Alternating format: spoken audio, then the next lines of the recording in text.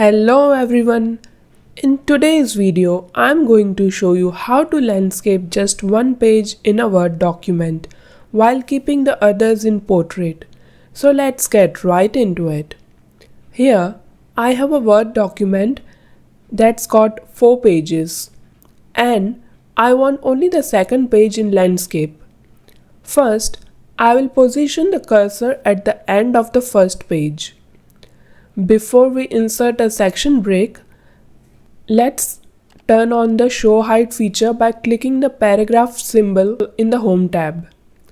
This step is not necessary, but I am doing it for the purpose of this tutorial to make it easier for you to see the non-printing characters like spaces, paragraphs, and breaks.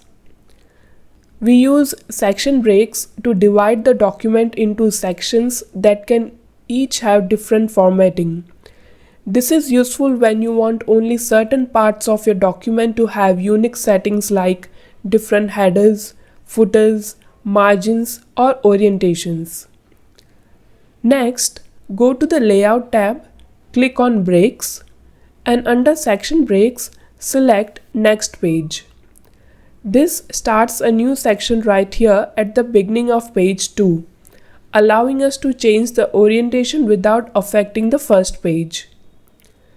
With the cursor in the new section on page 2, go back to the Layout tab, select Orientation and choose Landscape. Now you will see that page 2 switches to Landscape orientation. Notice how pages 3 and 4 also turned landscape? We don't want that.